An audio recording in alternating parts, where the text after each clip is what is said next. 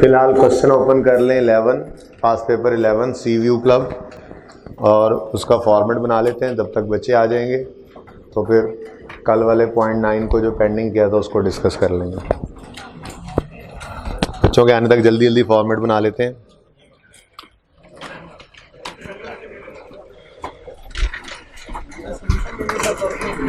जी मुझे पता है,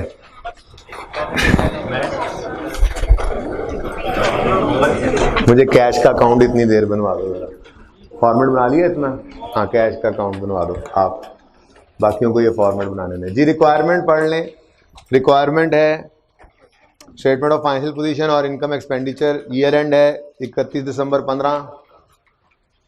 इनकम एक्सपेंडिचर और बैलेंस शीट बनी हुई है। बैलेंस शीट में non current, current liabilities, current, non current और करंट एसेट्स, ये आपने बाइफर्केशन कर लेनी है। नॉन करंट लायबिलिटीज के लिए 2 लाइनें छोड़नी है, करंट के लिए 5-6, नॉन करंट एसेट्स के लिए 2 लाइनें छोड़ दीजिएगा, और करंट एसेट्स के लिए भी बाकी का सफ़ा 5-6 क्यों, बाकी का सफ़ा, ठीक है। और आज sale of beverages trading activity है, तो सेल ऑफ बेवरेजेस की एक्टिविटी बना के अगले लेजर्स आपने नहीं ओपन करने, ठीक है। वो लेजर में साथ साथ आपको ओपन करवाऊंगा, फ़ायदा नहीं है फिर समझ में नहीं आएगी बात, ओके। आप मुझे ज़रा कल वाला कैश का लेजर बनवा दो। ओपनिंग 0 था, सब्सक्रिप्शन कितनी थी? 3650। ठहर जाओ 3650। स्नूकर 3225। डोनेशन 3000 का। Catering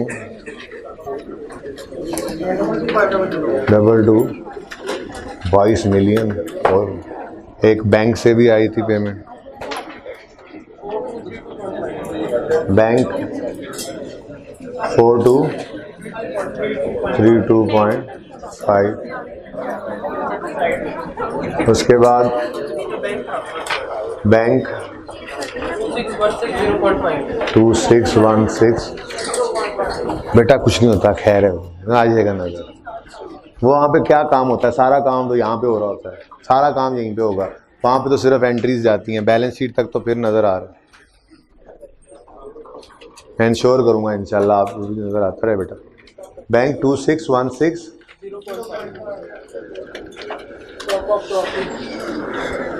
crockery 430। सन्ड्री था 290। वेजेस 1975। और रिपेयर्स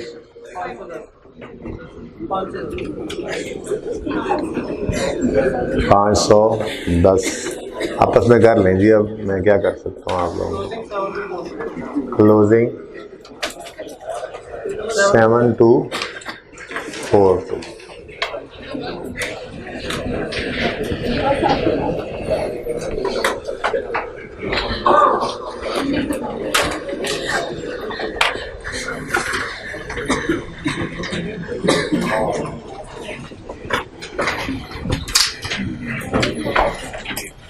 ये फोर्थ रो फीमेल स्टूडेंट्स 7वें बच्चे की जगह बनाएं।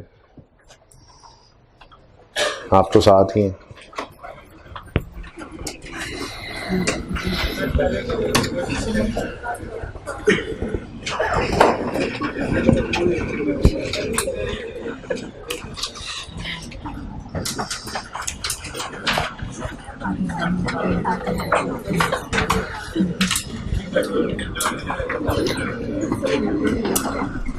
जी फॉर्मेट बना लें। पास पेपर 11 आज हमने करना है इनकम एक्सपेंडिचर का और बैलेंस शीट का, बस, और यहाँ तक, इससे आगे नहीं बनाना। ये फजूल में आप लोग ये लेजर्स बना रहे हैं, ये नहीं बनाने, मैं साथ साथ आपको समझाऊंगा फिर बनाएंगे।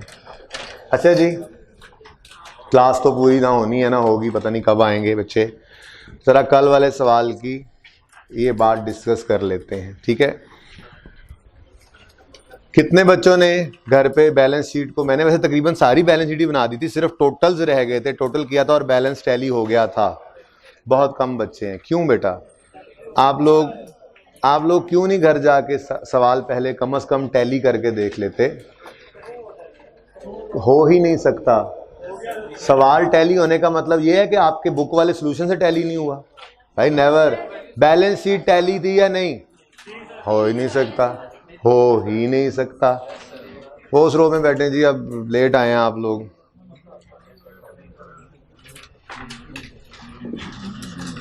इधर बच्चे नाराज हो रहे हैं, अब इधर और नहीं, इधर मैं कर सकता।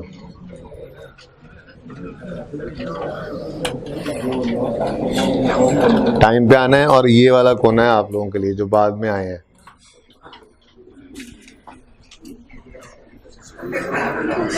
ओके भाई साहब, कितने बच्चों ने बैलेंस शीट टैली की घर पे? दोबारा बता दें भाई। जो सवाल मैं छोड़ देता हूं कि ये टोटल कर लें, बस एटलीस्ट टोटल करके देख तो लिया करें। इतनी तौफीक तो अल्लाह दे दें, आपको नहीं मिल रही पता नहीं क्यों।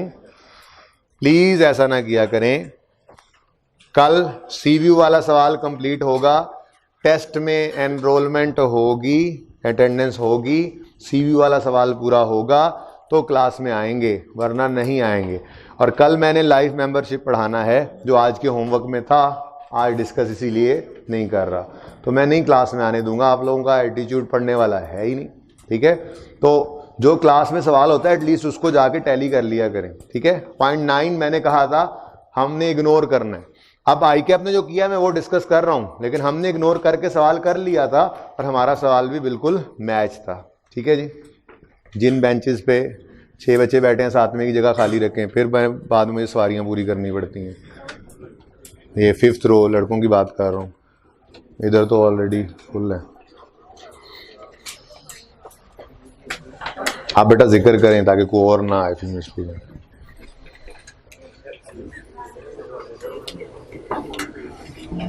ओके जी, अब पॉइंट नंबर 9 आज पढ़ते हैं। पॉइंट 9 में क्या लिखा था कल? पॉइंट 9 कल लिखा हुआ है, the club has a Fidelity, पता नहीं फिडेलिटी क्या होता है, गूगल कर लीजिएगा, छोड़ें इसको। इंश्योरेंस पॉलिसी, क्लब के पास एक इंश्योरेंस पॉलिसी है, तो है हमें क्या? Club has a Fidelity insurance policy, club के पास एक इंश्योरेंस पॉलिसी है जिसका नाम फिडेलिटी है। अच्छा आगे बढ़े, आगे कहता है बेटा, पॉइंट पे जरा बॉल पॉइंट रख दें। And any cash deficiency up to maximum of 10 lakh is recoverable under the, वो कहता है जी क्लब के पास एक पॉलिसी है इंश्योरेंस की, जिसके मुताबिक अगर कोई कैश निकल गया तो उसको भर देंगे इंश्योरेंस वाले, लेकिन मैक्सिमम लिमिट 1000 रुपए, 1 मिलियन, ठीक है, सही है। अब मुझे बताओ, इस जुमले से कहीं पे ये लग रहा है कि कैश निकल गया है? बता दो, कहीं लिखा हो सवाल में कि कैश मिस अप्रोप्रिएशन हुई है, हमें शक है कि हुई है, अकाउंटेंट भाग गया है, टिल वाले पैसे ले गया है, हमें शक है कोई गड़बड़ हुई है। पूरे सवाल में ऐसी कोई बात नहीं है कि गड़बड़ हुई है कोई, तो क्या अज्यूम कर लें कि उन्होंने पॉलिसी ली हुई है तो पक्की बात है पॉलिसी लेने की बरकत से कैश निकलना ही निकलना है। भाई पॉलिसीज, इंश्योरेंस का मतलब ये होता है इंश्योर करवाया हुआ एसेट, आपका फिक्स एसेट जलेगा ही जलेगा, आपने इंश्योरेंस करा ली तो आपका कैश निकलेगा ही निकलेगा अगर आपने इंश्योरेंस करवाई हुई है। तो पॉलिसी ली जाती है अगर ऐसा हो जाए तो ऐसा हुआ या नहीं हुआ ये कहां लिखा हुआ है, ठीक है। तो हमने फिर यही अज्यूम किया था कि एक पॉलिसी है सो है, क्या करें उसका, पॉलिसी जब जरूरत पड़ेगी तो वो 1000 रुपए इंश्योरेंस वाले भरेंगे अगर कैश निकल गया तो, इसलिए हमने इसको क्या कर दिया था, इग्नोर, क्योंकि कहीं पे ये नहीं लिखा हुआ कि कैश निकला है। क्लियर। अब ICAP ने क्या किया, ICAP ने ये पॉइंट देखते हुए कहा लो जी कैश निकल गया, वही कहां लिखा हुआ है कैश निकल गया। अब जब उसने यहां पे 0 अज्यूम किया तो बैलेंसिंग फिगर 7242 इससे ऊपर आ गई, बिल्कुल वैसे ही जैसे हम कहा करते थे। उसने कहा जी ये मिस अप्रोप्रिएशन एक्सपेंस है, और इसकी एंट्री क्या सीखी हुई है हमने, कैश या इंश्योरेंस क्लेम रिसीवेबल डेबिट, और कैश का अकाउंट क्रेडिट कितने से 72, और कैश आया तो है नहीं, कहीं पे नजर आ रहा हो, वो कुछ हुआ होता तो आया होता। बहरहाल उन्होंने कहा जी रिसीवेबल हो गया है। क्यों हो गया है भाई, कैश किसने कहा निकला है, बाकी क्या फेंक दो, प्रॉफिट एंड लॉस में यहां पे हमारे पास इनकम एक्सपेंडिचर है कितना 62। अब आई कैप ने ना ये एंट्री पास की हुई थी, ठीक है। इन्होंने बैलेंस शीट में उन्होंने एक रिसीवल दिखाया 1000 का, प्रॉफिट एंड लॉस में 6242 एक डेबिट दिखाया लॉस का, और एक डेबिट जो हमने दिखाया हुआ था उसको क्रेडिट करके नील कर दिया, ठीक है। तो फर्क तो हो नहीं सकता, हमने एक डेबिट शो किया था कैश में, उन्होंने वो क्रेडिट करके उसको तोड़ के कहीं और शो कर दिया है। लेकिन प्रिंसिपली मैं इस बात से एग्री नहीं करता। अगर आप एग्री करते हैं आप ये सोल्यूशन करें, आपको बिल्कुल इजाजत है, ठीक है। पर मैंने आपके सामने बात रखी है एडजस्टमेंट पढ़ के, क्या एडजस्टमेंट पढ़ के ये लग रहा है कि कैश निकला है? बता दें, कोई एक बच्चा कह दे, प्रूव कर दे कि जी कहीं पे फलां जगह पे लिखा हुआ है कि कैश निकल गया।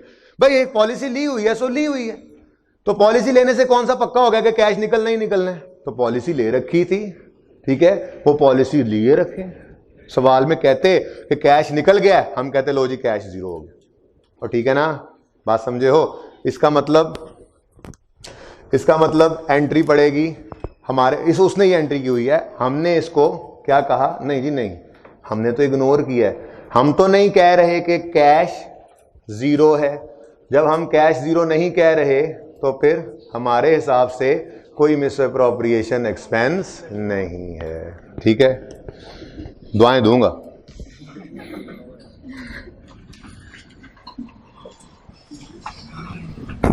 ये वाला कोना बनता है आप लोगों का, अब नहीं, इससे सारी क्लास में डिस्टरबेंस हो जाएगी। टाइम पे आया करें ना बेटा, जो पहले आते हैं बच्चे वो इस तरफ चले जाते हैं। ये बात समझ आ गई है? तो आई कैप ने जीरो ज्यूम करके इसको एक्सपेंस कहा, हमने नहीं कहा। क्यों कहें? अगर आपका दिल करता है तो आप इधर जीरो करके ये एंट्री कर लें, ठीक है। लेकिन इससे सोल्यूशन पे असर पड़ेगा, ये सोचने वालों का सर कलम कर देना चाहिए, ठीक है। मजाक में, ठीक है, गोली मार देनी चाहिए उनको पैनाडॉल की, क्योंकि वो ये सोच रहे हैं कि डबल एंट्री से बैलेंस शीट आउट होगी। नहीं भाई, हमने एक बैलेंस शीट में एसेट शो किया कैश में, उसने वो जीरो करके वो डेबिट कहीं और तोड़ के शो कर दिया, तो फर्क क्या पड़ना है? बैलेंस शीट पे तो कोई असर, सेहत पे कोई असर नहीं पड़ेगा। बैलेंस शीट में एसेट्स और लायबिलिटी साइड बराबर होगी, ठीक है जी। Discussion is over.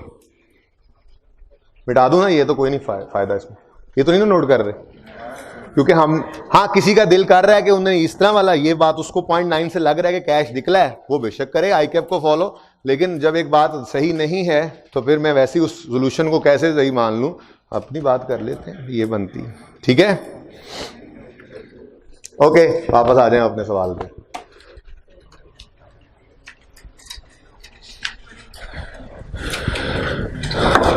क्वेश्चन,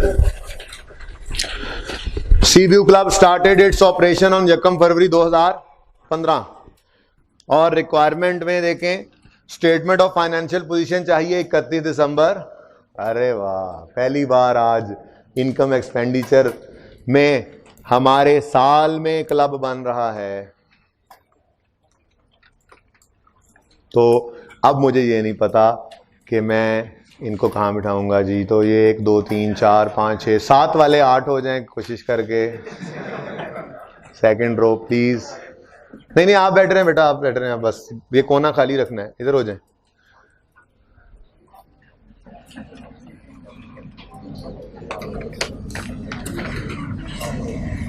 मैं तो सोच रहा हूँ ये सीट ही खाली करवा दें,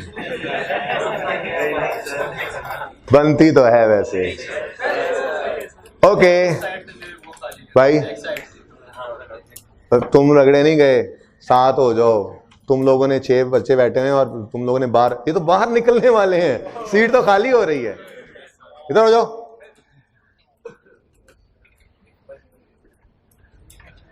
और भी है एक रो निकलने वाली, साइड पे हो जाओ। और यार हो जाओ ना साथ, यार रोज कहना पड़ता है, क्या कौन लोग हो यार तुम लोग।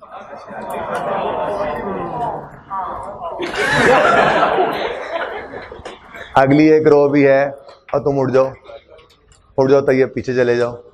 हाँ, यहाँ पे 2 बच्चों की जगह बन गई, चलो ये चारों उठो, उठ जाओ। तुम इधर आओ, आ जाओ यार, रिक्वेस्ट है मेरी।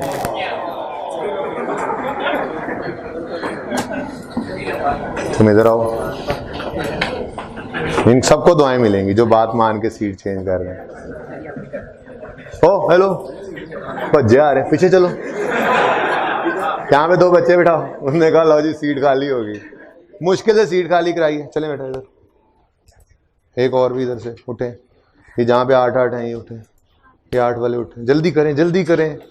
सारा टाइम तो इसी में लग गया, सवारियां पूरी करते कर।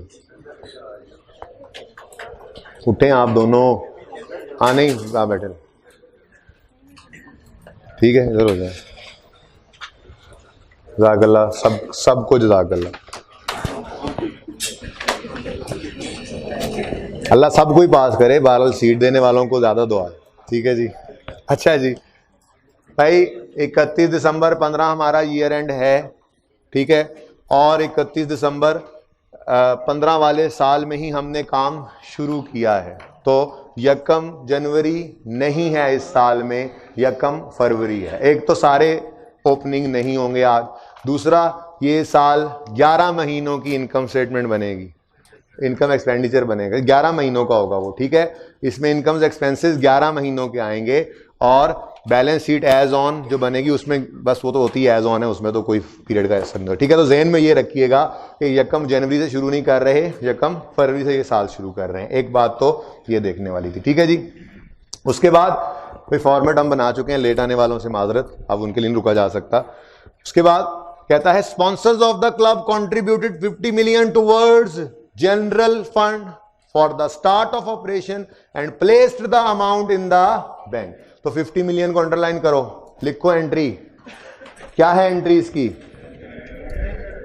कैश बैंक डेबिट, पता नहीं कैश बैंक होगा, रिसीट पेमेंट इकट्ठा होगा, बहरहाल कैश बैंक डेबिट और जनरल फंड क्रेडिट, डायरेक्ट ही एंट्री होनी थी। Cash bank debit, general fund credit, ठीक हो गया। कर लेते हैं ना, आगे जाएंगे रिसीट पेमेंट में, अल्लाह करेगा नजर आ जाएगा। अच्छा चलो देख ही लेते हैं नीचे आपके, वो क्या कह रहा है इसके बाद, following the receipt payment summary for the period from 1 January 15 to 31 December 15। और सबसे पहली चीज ही क्या आ रही है? Sponsors contribution. तो ये अल्हम्दुलिल्लाह अल्हम्दुलिल्लाह आपको ओपनिंग मिल गया आज, लेकिन और बहुत कुछ है इसमें करने वाला, इसलिए आज ओपनिंग मिल गया आपको, ठीक है। क्योंकि था ही कुछ नहीं स्टार्ट में, इसलिए ओपनिंग एसेट्स लायबिलिटीज को नेट करके फंड नहीं निकाला, बल्कि उसने बताया कि इतने पैसे वो जो लोग थे जिन्होंने मिलकर ये क्लब बनाया है, उन्होंने पैसे इकट्ठे करके पूल करके काम शुरू किया है। तो उसकी एंट्री क्या बनी? रिसीट पेमेंट डेबिट और जनरल फंड क्रेडिट। अब आपको तकलीफ होती है ओपनिंग से, इसीलिए मैंने फ्रेश लिख दिया, ठीक है। और 50,000 की ये एंट्री कर लें, इसको तो टिक कर लेना, ऐसी बातों बातों में ये बात जो पता चल गई है, ठीक है।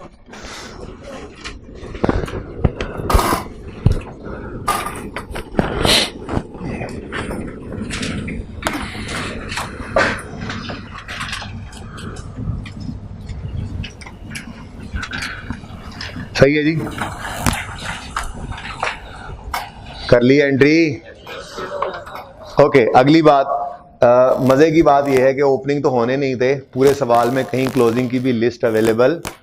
तो आज थोड़ी सी अप्रोच में बदलूंगा सवाल करने की। वैसे हो सकता था आप ये रिसीट पेमेंट को पहले रिकॉर्ड करते जाएं, हर एक चीज का लेजर ओपन करते जाएं, ये भी मुमकिन था, लेकिन थोड़ी सी अप्रोच बदलते हैं। एडजस्टमेंट को पढ़ेंगे, जैसे मिसाल के तौर पे सब्सक्रिप्शन या मेंबरशिप की बात आ रही होगी पहली एडजस्टमेंट में, तो सब्सक्रिप्शन और मेंबरशिप को रिसीट पेमेंट से उठाते हुए टिक कर देंगे। उसके बाद अगली एडजस्टमेंट पढ़ेंगे, वो रेंट की बात करेगा तो रेंट की फिगर उठा लेंगे, टिक कर लेंगे। ऐसे जरा चलना पड़ेगा हमें। अगर ओपनिंग नहीं था तो क्लोजिंग ही गिवन होता, लेजर ओपन कर लिया करते थे, लेकिन नहीं है लेजर क्लोजिंग गिवन, तो फिर हम एडजस्टमेंट वाइज चलते जाएंगे और रेलेवेंट फिगर को कैश बैंक से उठाते जाएंगे और उसका लेजर ओपन करते चले जाएंगे, ठीक है। क्लियर है ये बात? तो इसलिए अब रिसीट पेमेंट को छोड़ें, बस 50,000 इसमें टिक हो गया। अब एडजस्टमेंट वाइज हम चलना शुरू कर देते, ठीक है। तैयार हैं? तैयारे हैं आप लोग? Aeroplanes, okay. Number 1, the joining fee for award of membership is 50,000। रुक जाएं, ये नई चीज आ गई आज। ये ज्वाइनिंग फी क्या भला होती है? एक्सपेंस ना। देखें, आप किसी नॉन प्रॉफिट ऑर्गेनाइजेशन में जाते हैं, किसी क्लब को ज्वाइन करें, तो 2 तरह के पैसे आपको देने पड़ते हैं स्टार्ट पे। पहले वो कहते हैं आप एक तो मेंबरशिप फी दें, आप हमारे मेंबर बनने जा रहे हैं, ये वंस होता है, वंस इन अ लाइफ, और ये नॉन रिफंडेबल होता है। नॉर्मली आप फीस जमा करा के अगले दिन मर जाएं तो वो पैसे आपको रिफंडेबल नहीं है, वो किसी और के काम आएंगे, ठीक है। तो मेंबरशिप फी, इसको एंट्रेंस फी भी कहते हैं, ज्वाइनिंग फी भी कहते हैं, ये वंस होती है, लेकिन ये भी एक इनकम है।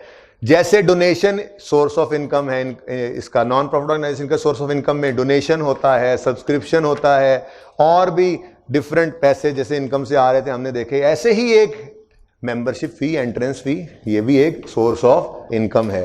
तो ज्वाइनिंग फी को अंडरलाइन करके लिख लें, इसका नाम कभी मेंबरशिप फी भी आ सकता है, इसको एंट्रेंस फी भी कह सकते हैं, ठीक है।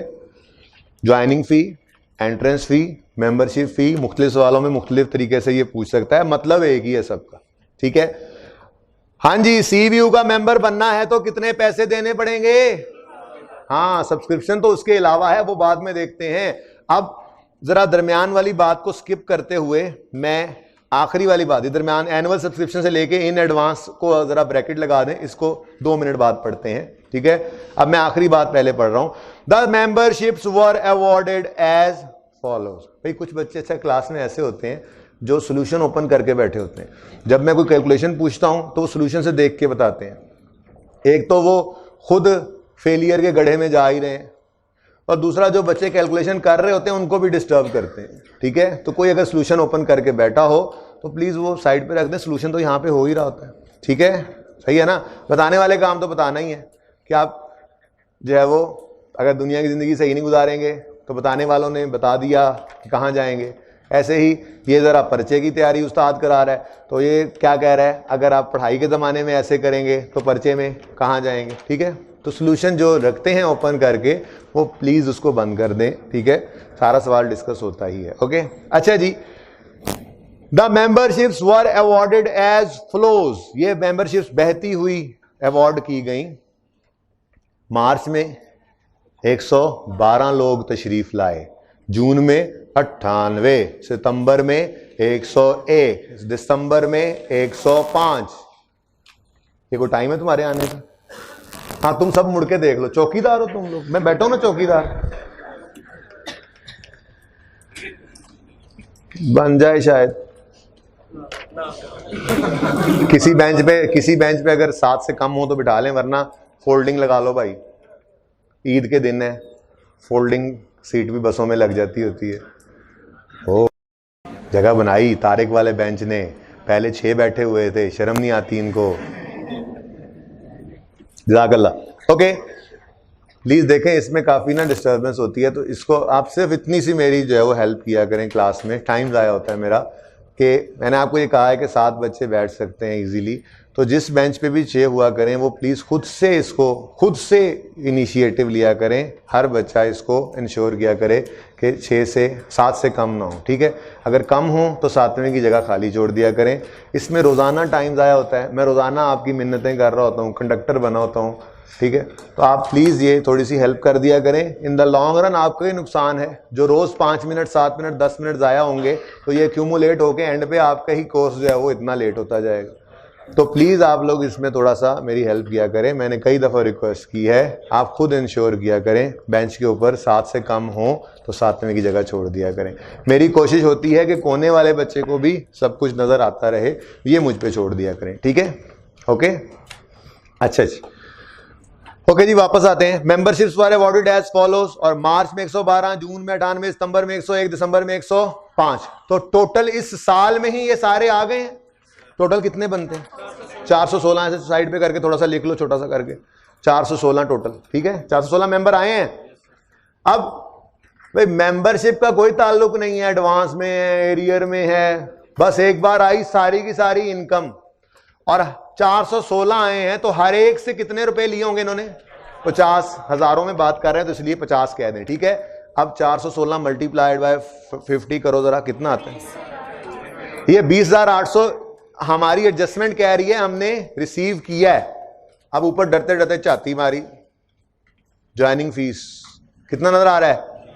मुबारक हो, हमने सही कैलकुलेशन की, इसमें कोई एडवांस, कोई रिसीवेबल, कोई चक्कर नहीं है। मैंने आपको कहा आज मेंबरशिप लें, कल अल्लाह के पास चले जाएं, ये आपको वापस नहीं होगी। ठीक है, तो फिर ये सारी की सारी आज ही इनकम बन गई है, तो इसकी एंट्री भी कर ही लेते हैं, फिर ही आगे बढ़ते हैं।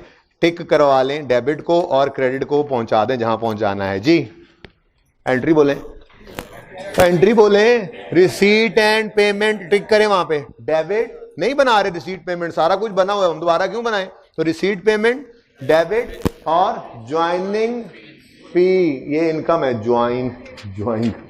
ज्वाइनिंग फी ये इनकम है। क्रेडिट कितने से? 20,800। टिक कर लें।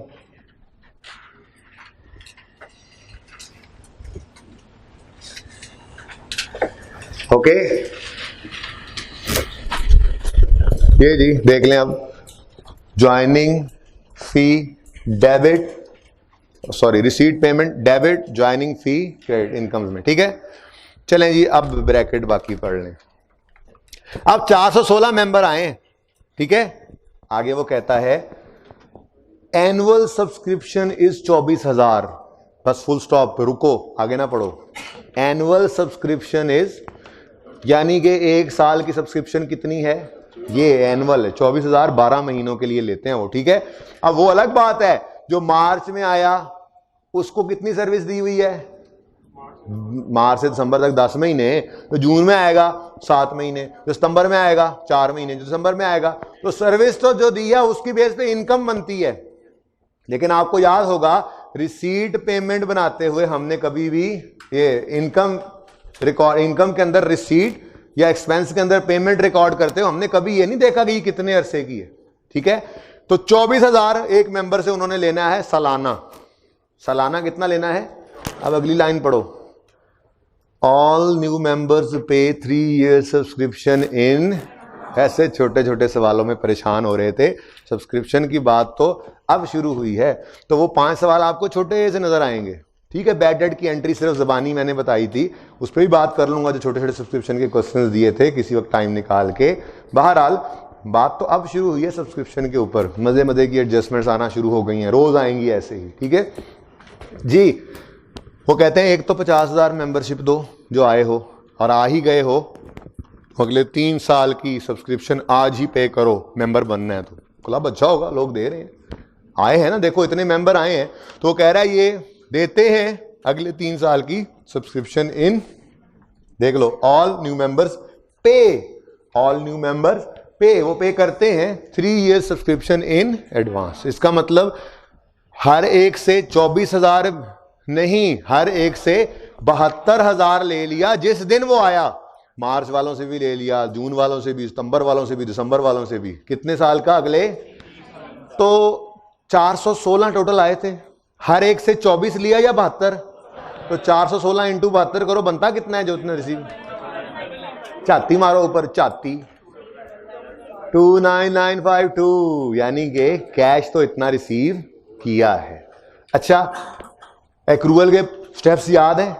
ऐसे नहीं लिखवाए थे सिंगल एंट्री के एंड पे, इनकम में भी वही यूज होने थे। मैंने कहा था हम ओपनिंग लिखते हैं, हम कैश को रिकॉर्ड करते हैं, पेमेंट हो चाहे रिसीट हो, कैश को रिकॉर्ड करते हैं, और पेमेंट रिकॉर्ड करते हुए हम ये भूल जाते हैं ये कितने, अगले 20 साल की भी पेमेंट हो, हमारे पीरियड में पेमेंट या रिसीट हो रही है, हमारे पीरियड में कैश आ रहा है या जा रहा है, रिकॉर्ड करना है। तो फिर रिकॉर्डिंग करते हुए तो अंधाधुन। ठीक है, आप तरतीब से ही चलें। मैंने सब्सक्रिप्शन अलग कर लिया था क्योंकि इस पे थोड़ी सी वर्किंग करूंगा, आपने तो 1 by 1 लेजर्स ओपन करने हैं ना। अब चूंकि मैंने यहाँ 8 नंबर लिखा हुआ है, आप उसको लिख बस 8 नंबर देना। ठीक है, ये सिर्फ मेहरबानी कर लें, लेकिन यही लेजर आप बनाएंगे। सेल ऑफ बेवरेजेस के बाद पहला काम आप यही कर रहे हैं। ठीक है, तो सेल ऑफ बेवरेजेस वाली वर्किंग के बाद आपका ओपन हो गया अकाउंट सब्सक्रिप्शन का। ओपनिंग एरियर्स बता दें कितना है? नहीं है, चलो फिर ओपनिंग एडवांस तो होगा। क्यों क्यों क्यों? अब मैंने कहा लिखवा दूं ना ऐसे ही। अच्छा चलो, क्लोजिंग एरियर तो निकल ही आएगा आराम से, निकल ही आएगा आराम से। हो ही नहीं सकता क्लोजिंग में कोई एरियर हो। वो एक नहीं, 3-3 साल के पैसे सबसे एडवांस में ले लिए हैं, तो फिर कोई एरियर तो हो ही नहीं सकता। चलें, वैसे ये तो बात कर ली मैंने, असल तो मैं आया था रिसीट पेमेंट वाली रिकॉर्डिंग करने। हाँ जी, एंट्री बोले। Receipt payment debit, subscription account credit. कितने से? ये रिकॉर्ड करते हुए हमने नहीं देखना कितने अरसे की है। 29952 टिक कर ले।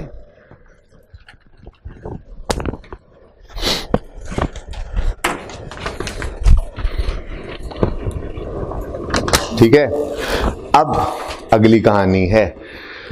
हा देखें जी, मसला क्या है? मसला ये है कि आपने अगले 3 साल के पैसे इनसे ले लिए हैं। अब ये एडवांस है, लेकिन सारा एडवांस भी नहीं है, क्योंकि जो मार्च में आए 10 महीने उनको सर्विस दे ली, उतनी इनकम बनती है। जो जून में आए 7 महीने सर्विस दे ली, उतनी इनकम बनती है। जो सितंबर में आए, दिसंबर में आए, तो कुछ सर्विस दे ली है, तो कुछ इनकम बनेगी, बाकी एडवांस। अब आपके पास रिक्वायर्ड है 2 चीजें। आपको पता है इनकम की फिगर कहां नजर आती है? इस साइड पे। इनकम एक्सपेंडिचर में जो जाना है वो भी नहीं पता, क्लोजिंग एडवांस कितना है वो भी नहीं पता। अब आपके पास दोनों ऑप्शंस हैं, ठीक है। मैं नहीं बता रहा कौन सा काम आप पहले करेंगे, दोनों ही हो सकते हैं। जो आसान हो वो करना। आप इन दोनों में से कोई एक फिगर कैलकुलेट कर लेंगे, दूसरी बैलेंसिंग निकल आएगी, ठीक है।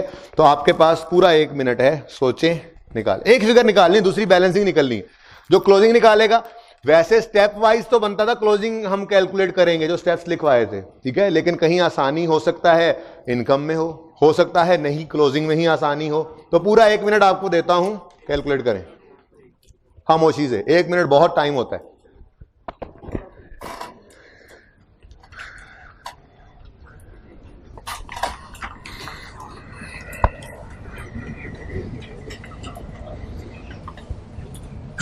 मैंने भी जाना है उधर।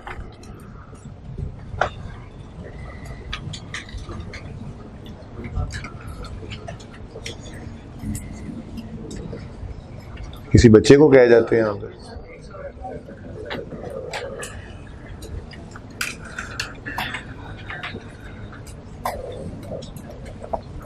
पॉइंट इंपॉर्टेंट है।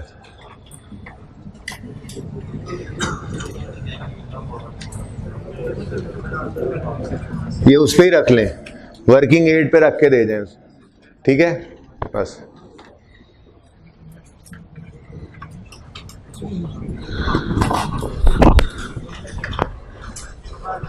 The minute is over, stop writing, stop writing. कितने बच्चों ने एक फिगर निकाली? कोई सी एक निकाल ली है, ओके, काफी है। अच्छा देखें, दोनों ऑप्शंस मौजूद थे। हम क्लोजिंग एडवांस निकालते, ठीक है। क्लोजिंग एडवांस कैसे निकालते हैं? हम कहते हैं जी मार्च वालों ने 3 साल की हमें सब्सक्रिप्शन दे दी एडवांस में, 10 महीने इनकम में जाने हैं, तो फिर बकाया 2 साल और 2 महीने एडवांस। फिर जून वालों के 2 साल और 5 महीने एडवांस। सितंबर वालों के 2 साल और, नहीं ज्यादा करो ना, 4 इधर आ गए, 8 महीने एडवांस। बात समझ रहे हो? ये शायद मुश्किल काम था। आसान क्या था? इनकम आसान है। क्या मतलब? भाई इस साल मार्च वालों को कितने महीने की सर्विसेज दे ली? 10 की, तो 24 में से 10 महीने की इनकम बना लो, बाकी एडवांस, ठीक है। ऐसे ही जून वालों को 7, सितंबर वालों को 4, दिसंबर वालों को 1। इनकम पहले निकाल लो, आप इनकम निकाल लो, बाकी का सारा क्या हो जाएगा? एडवांस। बात समझ रहे हो? तो ये काम हमने करना था। हम क्या कैलकुलेट, दोनों काम हो सकते थे, दोनों ही हो सकते हैं, दोनों से ही आंसर सही आता है। कुछ बच्चों ने क्लोजिंग एडवांस निकाला होगा, हाथ खड़ा करें। निकाल, उन्होंने भी सही लिया होगा, मैं भी फिगर निकालूंगा, लेकिन वो शायद मुश्किल था, लेंथी था। एक्सपेंस इनकम निकालना इजी था फॉर द ईयर। अगले ये वाले 12 महीने जो देखने थे ज्यादा आसान था। तो इधर देखें क्या निकाल रहे हैं हम? Income, subscription income, subscription income. Data आज ऐसा गिवन है कि मैं ये पहले निकाल सकता हूं, ठीक है ना। Subscription income for the year ended 31 December 15, यही है ना हमारा साहब। इधर देखें, सबकी तवज्जो चाहिए। मार्च में तशरीफ लेके आए मोहतरम 112 मेंबर्स। सालाना सब्सक्रिप्शन कितनी बनती है? 24। ये सालाना है, इसको डिवाइड बाय 12 करेंगे तो महाना आ जाएगी। कितने महीने की सर्विस दे ली इनको? 10। इसको 10/12 भी कर सकते थे, ठीक है जी। कितना आ गया? 22 इनकी इतनी इनकम में, बाकी एडवांस होगा। तो हम क्या कर लें, सिर्फ इस साल की इनकम बना लें, टोटल रिसीट में से इस साल की इनकम निकल आई तो बाकी सारा ही एडवांस है, जान छूटी बस। तो इजी क्या था, इनकम निकालना। जैसे मार्च वाले तो ये हो गए, फिर जून में कितने तशरीफ लाए? 98। हर एक से कितने कितने? 72 लिए हैं, लेकिन मैं ना इनकम निकाल रहा हूं। तो इनकम पूरे साल 24 बनता था, पूरे साल की सब्सक्रिप्शन की अमाउंट, उसमें से जितनी सर्विस दे ली। अगर कोई जनवरी में शुरू हुआ होता और जनवरी में आता तो 24 का 24 क्या चला जाता? इनकम में। लेकिन जनवरी में तो कोई भी नहीं आया, इवन फरवरी में कोई नहीं आया, पहला मेंबर ही कब आ रहा है? मार्च में। तो फिर 10 महीने की इनकम बन गई, बाकी 2 महीने इसमें से भी एडवांस बनेंगे और बाकी 2 साल तो पहले से ही एडवांस मौजूद होंगे, ठीक है ना। तो इसलिए हम एडवांस की तरफ नहीं जा रहे, इनकम पहले कैलकुलेट कर रहे हैं जी। डिवाइड बाय 12 इंटू, इनको जून में आए, जून जुलाई अगस्त सितंबर अक्टूबर नवंबर दिसंबर, 7 महीने सर्विसेज दे चुके हैं इनको। 1372। फिर जनाब आए सितंबर में 101 मेंबरान। 24/12 क्यों कर रहा हूं मैं? पर मंथ सब्सक्रिप्शन निकल आती है, जितने महीने सर्विस दी है उसको इनकम बना लेते हैं, बाकी तो खुद ब खुद एडवांस में जाएगा जब हम बैलेंसिंग निकालेंगे, ठीक है जी। इंटू 4, सितंबर अक्टूबर नवंबर दिसंबर, 30808। और दिसंबर में भी नहीं आराम किया उन्होंने, आगे 105 उठ के मुंह चुक के 24 बड़ा भाई मुंह तो रख के आ जाओ। Into 1, answer 210, total 4630 is the income for the year. ठीक है, मैं कहता हूं जी वर्किंग 8.1 में ये हमने ये इजी था 4630। जिन्होंने पहले इनकम कैलकुलेट की यही आंसर था, हाथ खड़ा करें। ओके, अब जिन्होंने क्लोजिंग पहले कैलकुलेट किया था ना, उनकी ये फिगर पहले आ गई होगी। हमने ये बैलेंसिंग निकाल ली, कितना बन रहा है 253। ठीक है जी, तो ये क्लोजिंग जिन्होंने पहले निकाला था हाथ खड़ा करें दोबारा। क्लोजिंग आंसर यही था, यही था। अब उन्होंने क्लोजिंग पहले निकाला तो वो ये बैलेंसिंग निकाल लेंगे, लेकिन ये आसान था, उसको सोचना जरा मुश्किल था। क्लियर है ये बात? चलो खत्म हुई कहानी, ले आओ इधर। सब्सक्रिप्शन इनकम आज 8.1 वर्किंग में है तो वही रेफरेंस दे दो। सब्सक्रिप्शन इनकम मैंने वर्किंग 8.1 में कैलकुलेट की 4630 और क्लोजिंग में एडवांस है, बोलो लायबिलिटी है, तो सब्सक्रिप्शन इन एडवांस आ गया 25322। ठीक है जी, ठीक है? नहीं ठीक है और नहीं ठीक है, खुदा का खौफ करो। क्या ये 25 अच्छा लायबिलिटी है? क्यों बताया था क्लोजिंग एडवांस क्या लायबिलिटी है? Liability to provide services in future. तो इस 25 के अगेंस्ट क्या सारे की सारी सर्विस अगले 12 महीने में देनी है? 3 साल में से कुछ महीने गुजरे हैं, 2 साल और कुछ महीने हर एक के ही पड़े हैं। ठीक है, ये दिसंबर वालों के 2 साल और 11 महीने पड़े हैं अभी इस पैसों में से जिसमें हमें सर्विसेज देनी है। सितंबर वालों के 2 साल और पता नहीं ये बढ़ते जा रहे हैं। तो liability to provide services in future, सारी की सारी लायबिलिटी अगले 12 महीने में खत्म नहीं होनी। तो ये गलत है, गलत। सही कर लेते हैं, ठीक है? अब अगेन, अब बोरिंग कॉस्ट किया हुआ है, आप तो इसमें मास्टर हैं। एक नॉन करंट, एक फुल लायबिलिटी को आप नॉन करंट करंट में तोड़ना, आप तो माहिर हैं इसके। एसिड लायबिलिटी तोड़ना हो तो ठीक है, आपके पास अगेन 2 ऑप्शंस हैं, बताया भी हुआ आपको। अगले 12 महीने को देख लो या 12 महीने को ना देखो, 12 महीने के बाद वाले अरसे को देख लो, दोनों ऑप्शंस मौजूद हैं। आपके पास सिर्फ 30 सेकेंड्स हैं, आप मुझे करंट नॉन करंट में तोड़ दें इसको। ये जो फिगर है 25,322 करंट नॉन करंट, 30 सेकेंड में कोई बात ना करे मेरे साथ, मैं नहीं बोलता आपसे।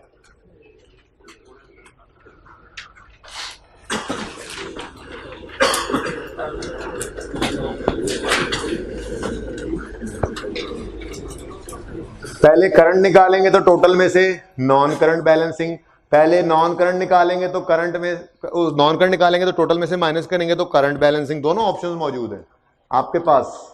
पहले आप कर लें जो करना है आपने।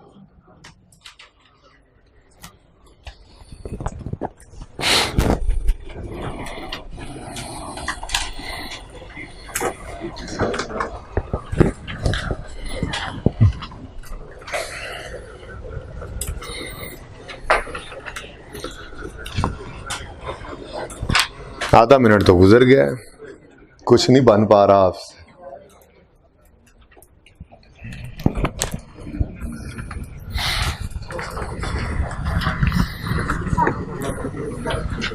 कितने बच्चों ने करंट नॉन करंट अलग कर लिया है?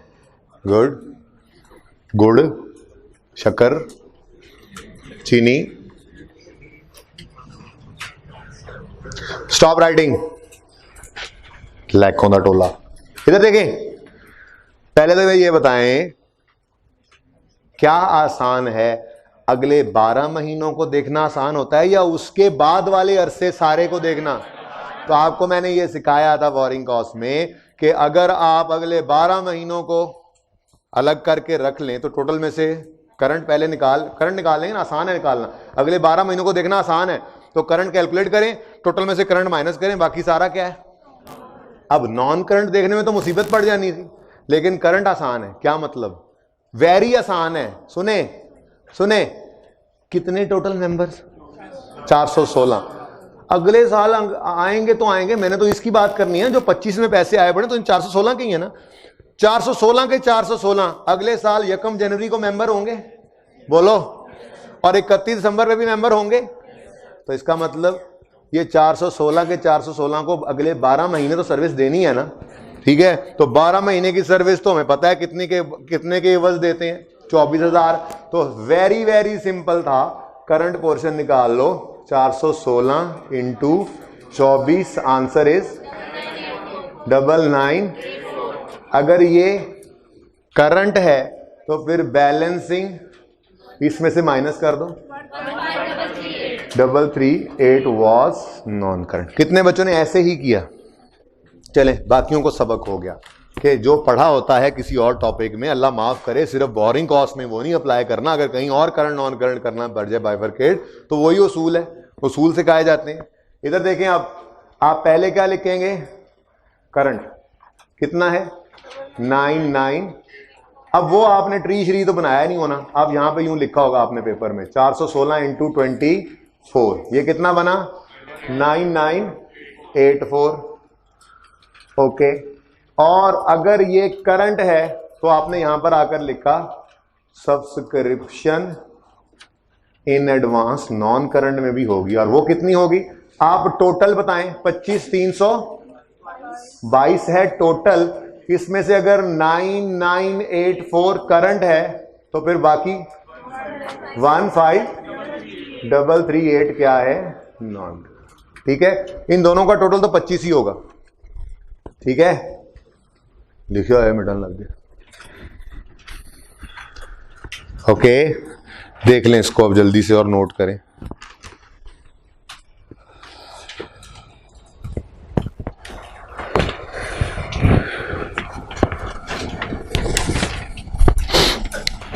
टिक कर लें, पॉइंट 1 हो गया है बातों बातों में।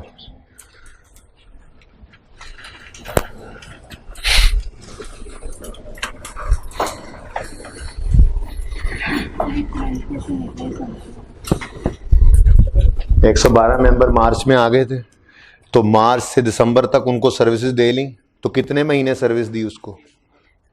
मार्च से दिसंबर महीने गिने ना बेटा, और मार्च से दिसंबर महीने गिने ना, नहीं वो वर्किंग छोड़ें, आप खुद गिने, जनवरी फरवरी नहीं, तो कितने महीने सर्विसेज दे ली? 10 महीने। अब साल की सर्विस के एवज कितने पैसे लगते हैं? 24, जिसमें से हम अब इनकम कितनी बना सकते हैं? 10 महीने की। तो 24/12 किया तो पर मंथ आ गया, इंटू 12, 10/12 किया हुआ है, जिस तरह हम, हाँ तो ये सही निकला ना। मार्च वाले मेंबर्स को 10 महीने सर्विस दे ली थी, तो 24,000 हर एक से लिया है, ठीक है। वो तो हमने ले तो 72 लिया है, लेकिन इस वक्त मैं बात कर रहा हूं इनकम की। तो इनकम तो हम बनाएंगे सिर्फ उतने पैसों को जितने केवल सर्विस दे चुके। तो 24,000 में से 12 पूरे महीनों की सर्विस नहीं दी ना, 10 महीनों की दी, 24/12 इंटू 10 कर लिया, इतनी इनकम बननी है, ये तो एक की बननी है, तो टोटल कितने आए हैं 112। तो मार्च वालों की इतनी इनकम बनाओ, जून वालों की इतनी इनकम, 7 महीने सर्विस दी, सितंबर वालों की 4 महीने और दिसंबर वालों की 1 महीने। फिर देखें इसको जल्दी से।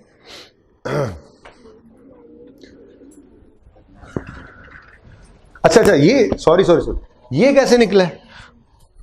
1 मिनट रुक जाए, इसको और अच्छा समझने के लिए, वैसे ही रिक्वायर्ड नहीं है, हमारा साल तो है 2015, ऐसे ही है, सबकी तवज्जो चाहिए। मैं जरा वैसे ही अगला साल अज्यूम करता हूं, अगला साल आएगा हमारे क्लब की जिंदगी में, और इसमें ओपनिंग लायबिलिटी एडवांस पड़ा है ना, कितना 25,300।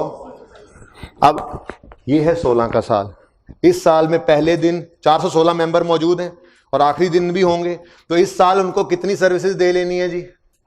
पूरे 12 महीने, तो 12 महीने का तो 24,000, तो 416 इंटू 24 कितना?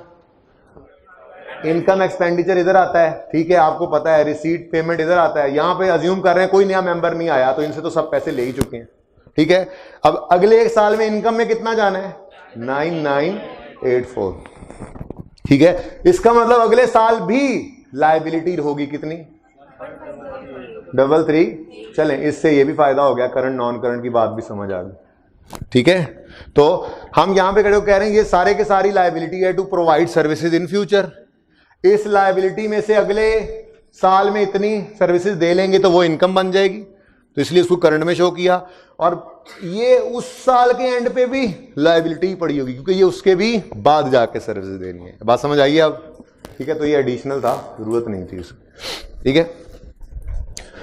नॉट रिक्वायर्ड, जिसने नोट करना भी है वो यूं कर ले, तो लिख they not required for question, ठीक है, just for understanding of us. हाँ, आप लिखेंगे ना।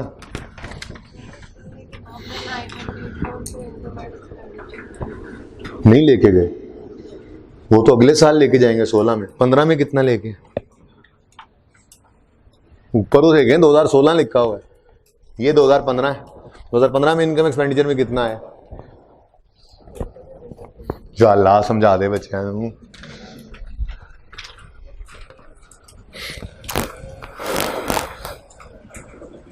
जो ये ब्लू वाला नोट करे वो बड़ा 2016 लिखे, उसके ऊपर साथ ये भी लिखे not relevant to the question, only for our understanding, ठीक है। मेहरबानी आप लोगों की, वरना आप 9980 इनकम एक्सपेंडिचर में ढूंढते रहेंगे।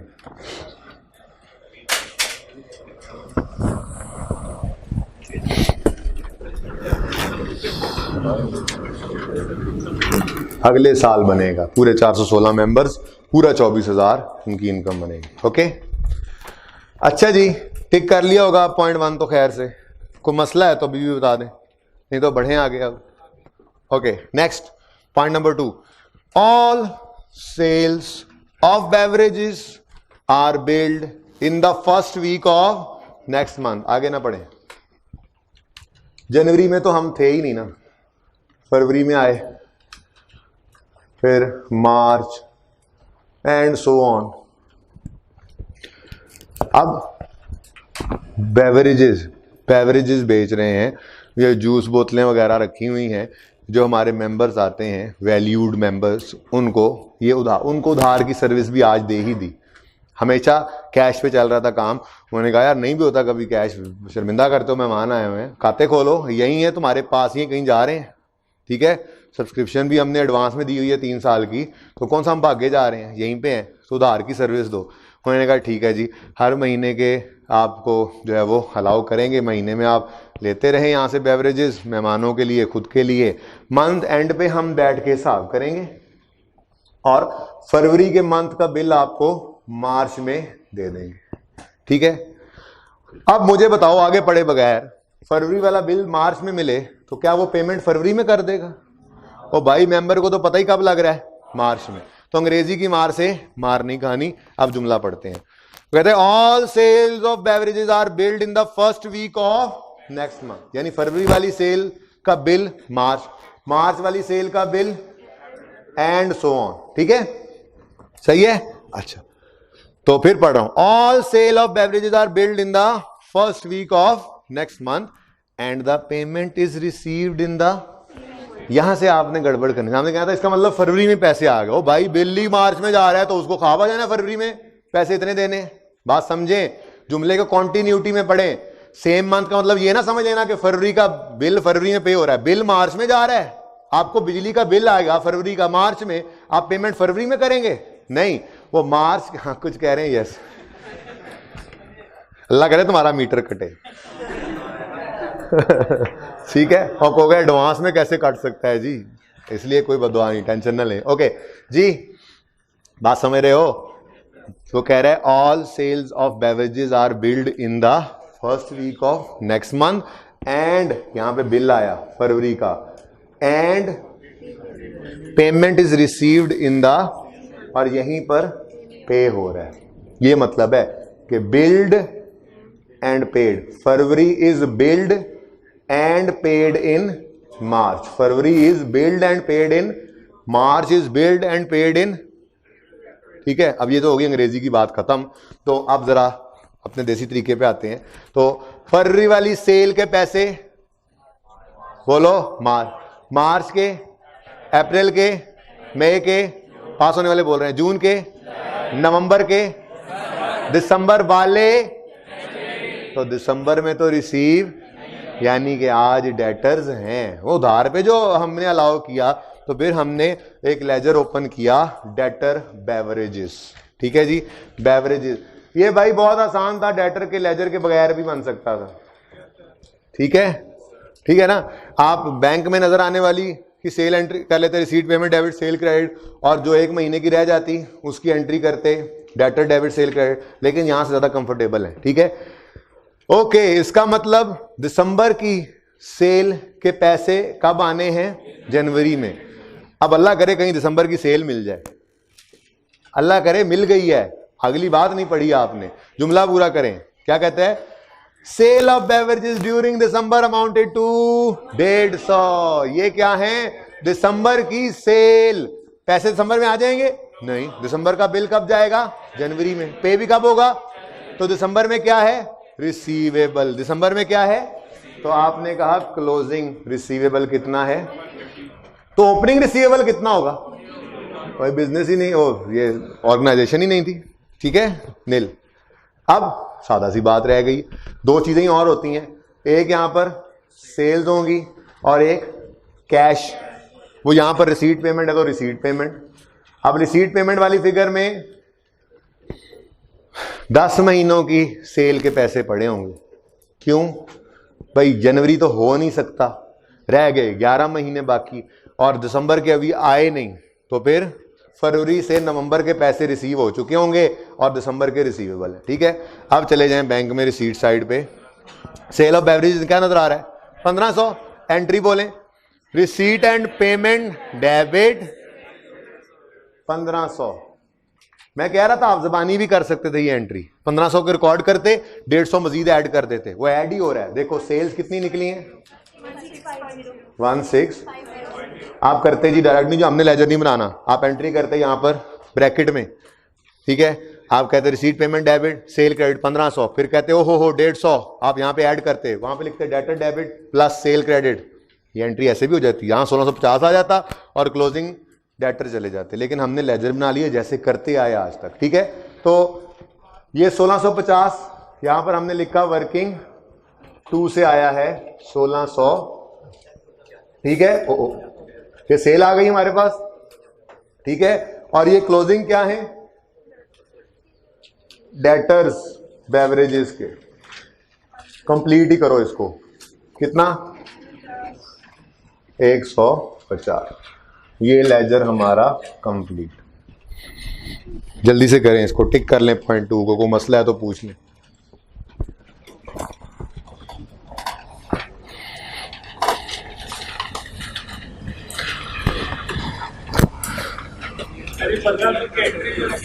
हैं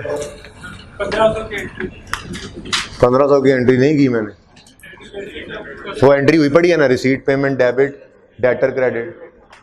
और ये पता है क्या हुआ होगा?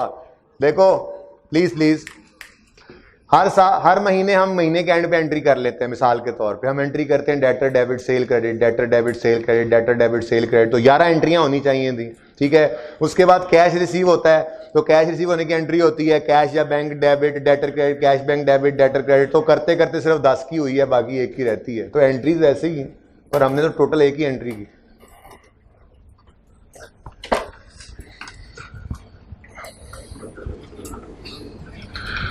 जी क्लियर है? पॉइंट 2 में कोई मसला? पॉइंट 3 पढ़ते हैं फिर, चलें आगे। Point 3, purchases made during the year of beverages amounted to 1700। वाह जी वाह, परचेजेस की फिगर गिवन, एंट्री होगी परचेजेस डेबिट, कैश या पेबल, क्रेडिटर क्रेडिट। लेकिन अगर हम स्टॉक का लेजर बना रहे हों तो उसकी एंट्री कर देंगे परचेजेस डेबिट। हाँ समझ रहे हो ना? अच्छा, तो स्टॉक का लेजर तो हम बनाएंगे, हमें तो आदत है, ठीक है। स्टॉक का लेजर तो नजर भी आ गया आपको। अब ये परचेज की एंट्री स्टॉक में तो डेबिट हो जाएगी 1760, ठीक है। अब अगली बात सोचने वाली ये है, क्या ये सारे पैसे पे हो गए हैं या ये सारे नहीं हुए, या कुछ हुए हैं कुछ नहीं हुए। तो ये जवाब ढूंढने के लिए हम गए बैंक की पेमेंट साइड पर, और हमने ढूंढा ढूंढा ढूंढा ढूंढा, payment for purchase of beverage नजर आया 1300। चीजें खरीदी कितने की?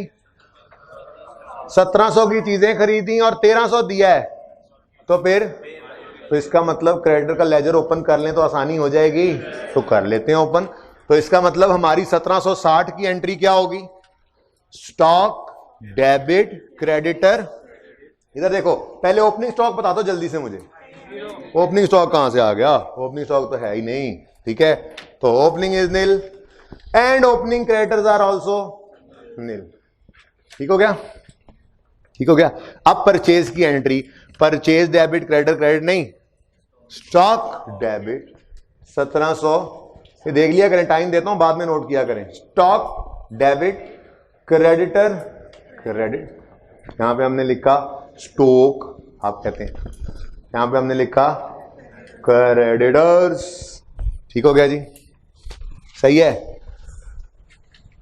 अब यहां पर रह गई हैं दो चीजें, कॉस्ट ऑफ सेल्स और क्लोजिंग, और यहां पर भी रह गई हैं दो चीजें, रिसीट पेमेंट लिख लेता हूं, कैश एंड बैंक जो होता है, और क्लोजिंग। तो चलें शुरू करते हैं आगे पढ़ना। All sale of purchases made during the year of beverages amounted to 176। 25% of the total purchases of beverages made during the year remain unsold. तो ये क्या है? भाई परचेजेस की हैं और बिकी नहीं है, तो वो क्या है? स्टॉक है। तो ये हमारे पास आ गया 1760 की टोटल कह रहा है परचेजेस जो हुई है ना, उसमें से 25% अनबिक्ड है। तो अनबिक्ड क्या है? स्टॉक है। कितना? 440। लो जी, कॉस्ट ऑफ सेल आ गई, मुबारक। 1320। लो इसको भी डबल टिक करना है मैंने, कॉस्ट ऑफ सेल को ले आओ इधर, 1320। ठीक हो गया? जीपी 330। ओके, ये क्लोजिंग स्टॉक करंट एसेट्स में लिखोगे, स्टॉक ऑफ बेवरेजेस कितना? 4। भाई इधर वर्किंग का रेफरेंस दें, क्योंकि आपने खुद यहां पर वर्किंग करके कैलकुलेट किया। Cost of sale working 3। Done? सही हो गया? ये काम कर लें, उसके बाद क्रेडिटर की तरफ बाद में मूव करते हैं। ये काम कर लें जल्दी से, हैं? ये कहां से आया है? टिक करवाया मैंने, एंट्री बोलते, रिसीट पेमेंट की एंट्री बोलते हो, कहता हूं टिक करो, तुम लोग नहीं करते ना, सफा बचाते हो, अपना बुक वाला सफा साफ रखते हो, इसीलिए बाद में पता नहीं लग रहा था कहां से आया है। वो टिक करते हुए देखते हो, एटलीस्ट डबल एंट्री हो जाती है। तो बहुत अगर इतना चाह हुआ करे तो जब क्लास में आके देखा करो, ये सवाल लिखा हो तो कॉपी करवा लिया करो फोटो कॉपियर से, उस पर आप घर के लिए रख लिया करो, उसको फ्रेश बुक पे लिख लिया करो।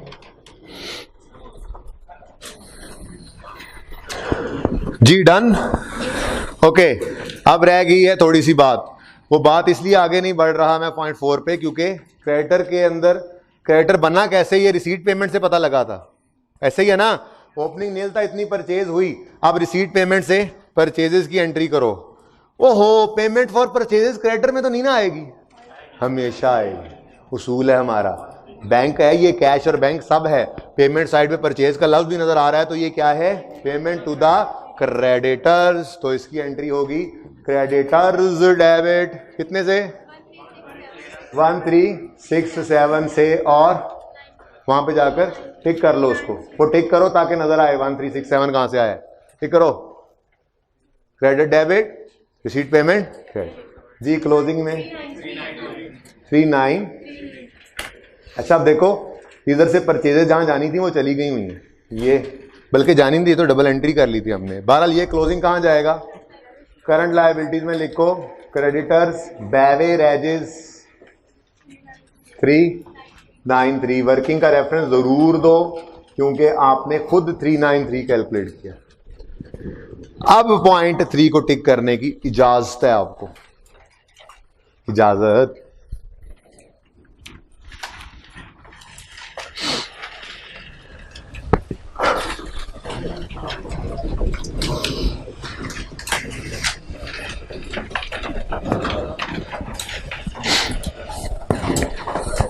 चलें आगे, कोई कंफ्यूजन तो नहीं है अभी तक भाई? मुश्किल एडजस्टमेंट यही थी, बाकी इजी है। अभी जो मैं आपको रेंट की एडजस्टमेंट समझाऊंगा, सॉरी सैलरीज की, इसके बाद इससे मिलती हुई 3 एडजस्टमेंट्स को सिर्फ मैं आपको हाईलाइट करूंगा, वो घर पे करनी होंगी, आप बिल्कुल सेम होंगी, पढ़ूंगा समझाऊंगा, लेकिन परफॉर्मेंस सिर्फ एक ही है। चलें शायद 2 की कर लें। ओके, पॉइंट नंबर 4 की तरफ मूव करते हैं।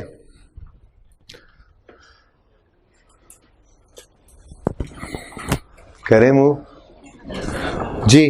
Point 4, salaries are paid on the first day of next month. मतलब जनवरी वाली सैलरी कब पे होगी, फरवरी में। फरवरी भाई ये जनवरी वाली कहां से पे होगी, हाँ फरवरी में कह दिया फटाफट आपने, जनवरी में कुछ होगा कि सैलरी होगी? गलत बात पे भी हाँ कह देते हैं। सुने, जनवरी, मैंने कहा जनवरी वाली सैलरी कब पे होगी, आप कहना चाहिए जनवरी में कहां से आ गई सैलरी? नहीं, कॉन्सेप्ट मैंने को पहले कहा, जनवरी में आई कोई नहीं कॉन्सेप्ट। कॉन्सेप्ट यही है यहां पर कि जनवरी में कुछ नहीं है, यही कॉन्सेप्ट था। चुप, फजूल बातें मत करो। फरवरी की मैंने कहा नहीं जचता तुम्हें जी। फरवरी की सैलरी मार्च, मार्च वाली अप्रैल, अप्रैल वाली मई, मई वाली अगस्त वाली, दिसंबर वाली, यानी दिसंबर वाली हमारे साल में पे। तो इसका मतलब जो अगर रिसीट एंड पेमेंट में नजर आई तो वो होंगी 11 महीने की सैलरीज। और एक तो सिरे से है ही नहीं, बचे थे 11, 11 में से भी एक का पे होगा अगले साल में जाके मामला, ठीक है? तो फिर इसका मतलब अगर कोई पेमेंट होगी ना तो वो, वैसे जरा जाके एनसर्कल कर लो 1000 को, इस 1000 की बात कर रहा हूं, रिसीट पेमेंट वाले 1000 की बात, रिसीट पेमेंट वाले 1000 की बात कर रहा हूं। ये 1000 है, इस पे बात हो रही है, ठीक है? कि अगर ये हैं जो कि हैं तो ये कितने महीने की हैं? पेमेंट में है, पेमेंट में। जनवरी तो था ही नहीं, फरवरी से काम शुरू हुआ तो हर महीने की सैलरी अगले महीने होती गई, यहां तक के फरवरी से लेके नवंबर तक की 10 महीनों की यहां पर नजर आ रही होगी, और दिसंबर की अभी नजर, क्योंकि उसने पे कब होना है? जनवरी। ये तो बात हो गई तय कि ये है तो कितने महीने की पेमेंट है? 10। ये अगर है तो कितने महीने की पेमेंट है? 10। लेकिन अभी बात खत्म नहीं हुई, गड़बड़ है। The amount of salaries includes, for the year वाली फिगर में इंक्लूड, कुछ याद आ रहा है? तो ये एडजस्टमेंट को पहली बार नहीं हो रही, हाँ इधर इनकम एक्सपेंडिचर के टॉपिक में पहली बार हो रही है, वरना को 5वीं 6ठी बार ये बात हो रही है। सिंगल एंट्री शुरू किया था, क्वेश्चन बैंक असलम से शुरू किया था, 3-4 सवालों में इस एडजस्टमेंट को देखा था हमने, वही एडजस्टमेंट है। देखो जरा, दरवाजा खोल दो यार, खा गए सारी ऑक्सीजन। तो इंसान बनो यार। फजूल में ना किया करो ऐसे, कभी कभी फजूल भी होता है। किसी वक्त ये चीज अच्छी लगती है, हर वक्त नहीं अच्छी लगती। खुद भी सोचा करो, खुद भी सोचा करो, ठीक है? कोई थोड़ा सा खुद भी देखा करो, ठीक है?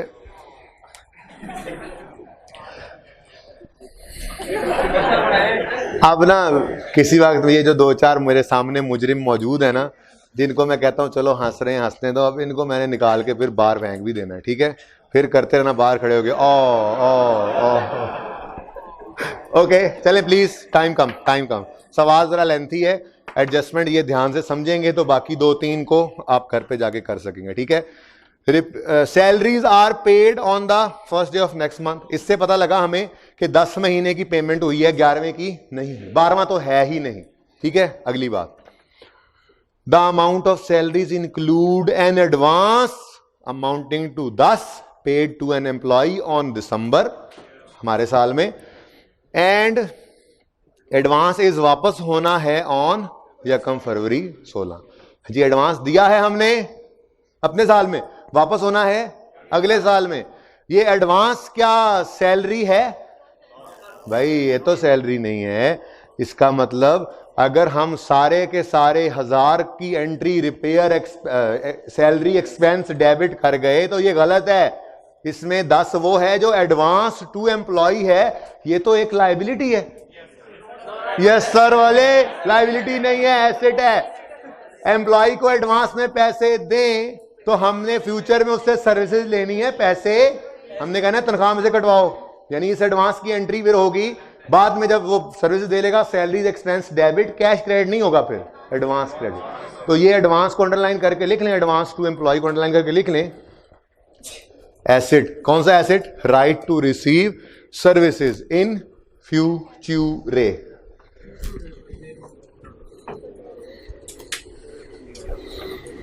ट्यू भी नहीं, ट्यू होता है, फ्यूट्यूरे जी।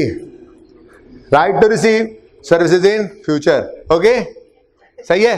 अच्छा, तो इसका मतलब ये तो काम बिल्कुल वैसे ही है जैसे करते आया आज तक। हम यहां पे कहेंगे सैलरीज जो रिसीट एंड पेमेंट में नजर आ रही है, कितनी? 1000। जैसे ही मैंने इसको 1000 को यूं 2 शाखें लगाई, आपने रिसीट एंड पेमेंट वाले को फटाफट 2 शाखें लगा दी होंगी, मुझे पता है। आपके रिसीट एंड पेमेंट में 1000 नजर आ रहा है ना, आपने इसको ऐसे कर लिया होगा, चल भाई 10 और 990 की बात होने लगी है। अगर 10 इसमें कुछ और है तो 990 बाकी, ठीक है ना? तो तोड़ के लिख लें ताकि एंट्री दोनों शाखों पे जो उल्लू है ना, उनकी एंट्री जब उधर से क्रेडिट हो तो आप टिक कर सकें। ओके जी, क्या है जी 1000 के अंदर 10 क्या है? इधर देखें, advance to employ debit receipt and payment credit. हमें रिसीट पेमेंट पे कोई एतराज भी नहीं था, ठीक है? हमें रिसीट पेमेंट पे कोई एतराज भी नहीं था, हमें एतराज डेबिट पे। अगेन क्रेडिट पे हमें लड़ाई नहीं होती, हम कहते हैं क्रेडिट तो पैसे गए, वो गए, वो याद है, कुछ ड्राइंग में फेंको, कुछ एक्सपेंस में। ऐसे यहां पे कह रहे हैं कुछ एसेट में फेंको, कुछ एक्सपेंस में, ठीक है? तो रिसीट पेमेंट क्रेडिट कोई इशू नहीं। बकाया बैलेंसिंग वो क्या है? सैलरीज एक्सपेंस है डेबिट, और रिसीट पेमेंट क्रेडिट कितना? 990। सवारी 90 ना 90, स्पीड 190।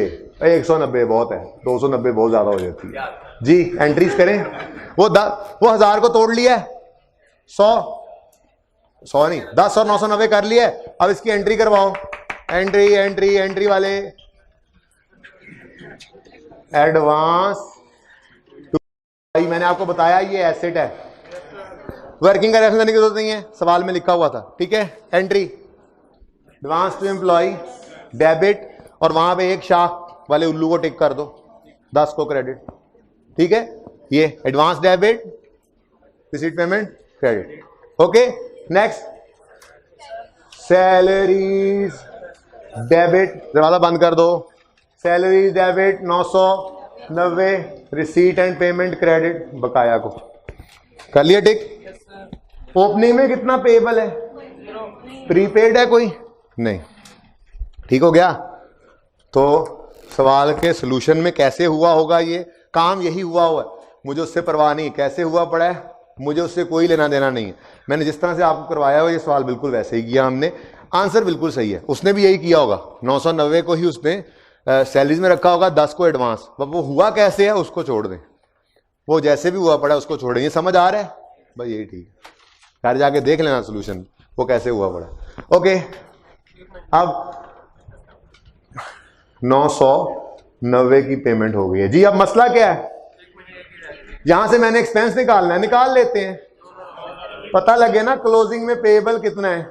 तो आपने खुद ही बताया था दिसंबर के महीने की सैलरी पेएबल है। अब एक महीने की सैलरी निकले कहां से? ये 990 है ना, डिवाइडेड बाय 11 करते हैं, ओहो 12 करते हैं, कभी नहीं कभी नहीं, ठीक है, क्योंकि 12 थे ही नहीं, बात आई थी 11 पे। लेकिन ये 11 की पेमेंट नहीं है। मैंने बार बार बार बार आपको ये बात कही है कि अगर ये पेमेंट सैलरी की है तो कितने महीनों की है? 10 की। 10 की डिवाइडेड बाय 10 इंटू 1, 99 10। एक्सपेंसेस में देखो सैलरीज कितनी जाएंगी, सैलरीज वर्किंग नंबर 5 कितनी? 1089। और क्लोजिंग में सैलरीज पेएबल, इसको भी वर्किंग का रेफरेंस दें, आपने खुद ही कैलकुलेट किया, ये भी 99। ठीक है जी।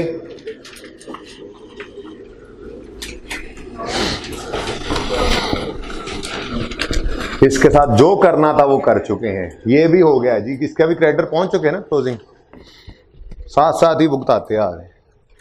ओके, टिक कर लें एडजस्टमेंट नंबर 4।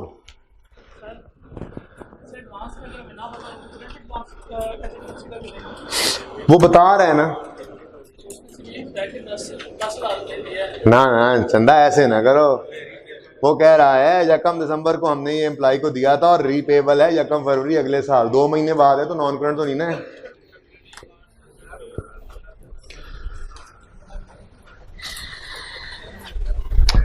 ये होमवर्क देखा है आपने? देखते रहे साथ साथ, होमवर्क को भी देखें ऐसे। ओके, उसमें पहला होमवर्क मैंने आज सीव्यू लिखा है, कल टेस्ट दिए बगैर आए, अटेंडेंस शीट में नाम ना हुआ। और अटेंडेंस शीट में सिर्फ नाम लिख के जो जाते हैं ना, वो पेपर भी इस बार मैंने अलग करने का कह दिया है। उनको अलग बेइज्जत करूंगा जिस दिन टेस्ट वापस करूंगा। बस टाइम जाया होता है तो होता रहे। 50%, 60% अटेंडेंस आ रही है टेस्ट के अंदर, नहीं पास होना तो कहीं और जाओ, क्लास में आओ ही ना कल से। तो इंशाल्लाह कल फुल दलील होने के लिए तैयार होकर आइएगा अगर टेस्ट ना दें तो। नंबर 5 देखिए, rent for 3 years was paid in advance. हाँ जी, ओपनिंग में कोई एडवांस होगा? अच्छा, अब जो पेमेंट हुई है फिर उन्होंने जाके पढ़ो, कितनी पेमेंट हुई है? 3600। पहले तो इसकी एंट्री करो। ये तो हम कभी भी नहीं सोचते ना, याद है ना, बेसिक्स पे जमे रहो, कोई सवाल नहीं है आपके लिए। ये पेमेंट रिकॉर्ड करते हुए हमने कभी नहीं देखना कितने अरसे की है। तो एंट्री बोलें, रेंट डेबिट रिसीट पेमेंट, ये कर लिया हमने काम। अब वो कहने लगा रेंट है 3 साल का एडवांस, तो यकम फरवरी को पे किया है तो 11 महीने का तो एक्सपेंस बनता है ना, ठीक है। तो या एक्सपेंस पहले निकाल लो या क्लोजिंग में प्रीपेड पहले निकाल लो। तो क्या निकालना पसंद करेंगे? मेरे ख्याल में 11 महीने निकालना इजी है, क्योंकि 3600 क्या है? 3 साल का। तो डिवाइडेड बाय 36 करें, 36 क्यों? एक साल में 12 महीने, तो 3 साल में 36 महीने। तो साल तो भाई साल तो 12 महीने का होता है ना। इस तुम्हारे पास इनकम एक्सपेंडिचर 11 महीने का है, साल 11 महीने का नहीं बन जाना। साल तो हमेशा से 12 का ही चला आ रहा है अभी तक, ठीक है।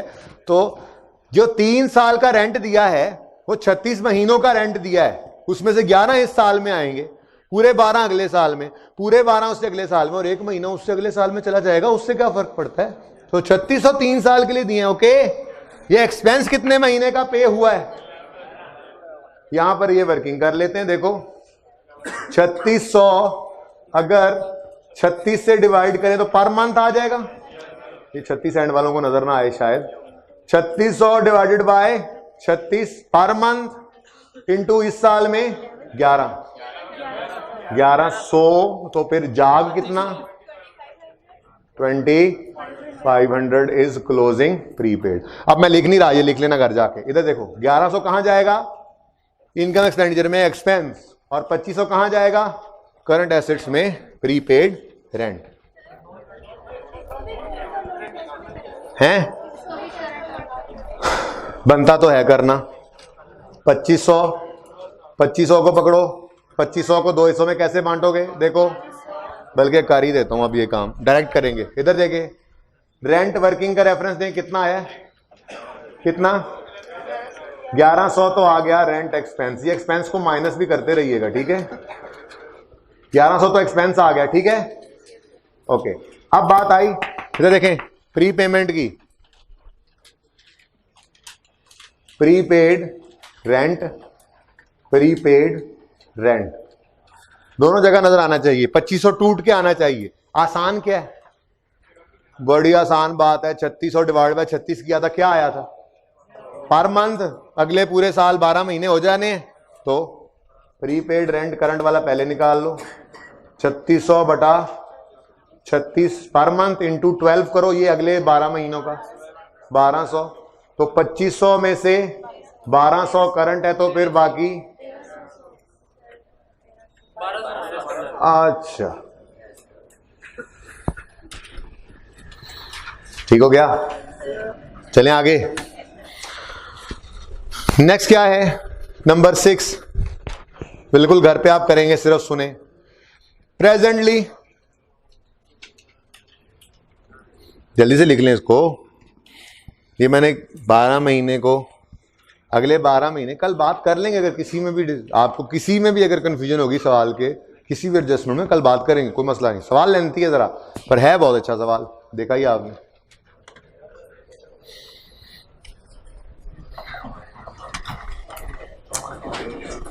करंट एसेट और नॉन करंट, जैसे ये करंट लायबिलिटी और नॉन करंट लायबिलिटी बनाई थी, ऐसे ही वो करंट एसेट्स और करंट लायबिलिटी, करंट एसेट और नॉन करंट एसेट में बांटा। ओके, अच्छा जी, पॉइंट नंबर 6, बिल्कुल सिंपल एडजस्टमेंट। प्रेजेंटली पढ़ें please. Presently the club is operating on rental premises, however a plot of land has been purchased on which construction would commence shortly. Title of land would be transferred after completion of legal। भाई आपको ऊपर receipt payment में नजर आ रहा है advance for plot 65,000 नजर आ रहा है। आप इसको कहीं फिक्स एसेट ना समझ बैठो, आप इसको land debit receipt payment credit ना कर बैठो, इसलिए एडजस्टमेंट दी हुई है, दी परेशान करने के लिए हुई है। वो कह रहा है परचेज्ड, कह रहा है खरीद लिया है, और हम इस पे बस कंस्ट्रक्शन शुरू ही करने वाले हैं, लेकिन अभी भी हम इसको एसेट लैंड नहीं कह सकते। क्यों? क्योंकि हमने बचपन में डेफिनेशन पढ़ी थी एसेट की, asset is a resource owned by the business. और अभी वो क्या कह रहा है, ओनरशिप विल ट्रांसफर आफ्टर छोटी मोटी कार्रवाई। वो छोटी मोटी कार्रवाई होने दो, ओनरशिप ट्रांसफर होने दो, फिर एंट्री करना लैंड डेबिट रिसीट पेमेंट या एडवांस क्रेडिट। अभी तो आपकी एंट्री यही बन सकती है, एडवांस।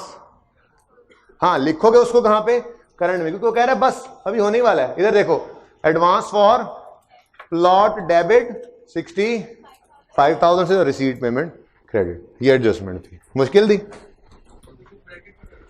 क्या? नहीं, फिर यहां पे लिखते ही ना, हम वही काम कर ले जो कल किया था, डायरेक्ट ही लैंड यहां पर नॉन करंट एसेट्स में लिख लेते। ठीक है, ओके। अब सुने पॉइंट नंबर 7, 8 और 9 और 10 भी आप नहीं करना, 10 तो वैसे ही मैं काबिल डिस्कशन भी नहीं समझता। सुने जरा तसल्ली से एक बार, क्या है उसमें, कुछ है नहीं। Like salary, point number 7, like salary, salary भी एक एक्सपेंस था, यूटिलिटी भी एक एक्सपेंस है। सुने, पेमेंट फॉर यूटिलिटीज, यूटिलिटीज क्या होती हैं, बिजली गैस के बिल वगैरह। Payment for utilities include security deposit paid to वापडा अमाउंटिंग टू 20।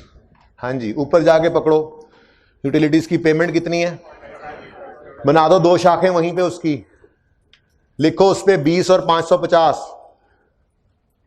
क्या मसला हो गया है? ये क्या मसला है? यूटिलिटीज की पेमेंट सारी की सारी आप एंट्री कर गए ना, यूटिलिटीज एक्सपेंस डेबिट और रिसीट पेमेंट क्रेडिट, तो गड़बड़ है, क्योंकि 20 तो इसमें सिक्योरिटी डिपॉजिट पड़ा है। वापडा में मीटर लगवाया, मीटर लगवाया तो सिक्योरिटी डिपॉजिट देना पड़ता है।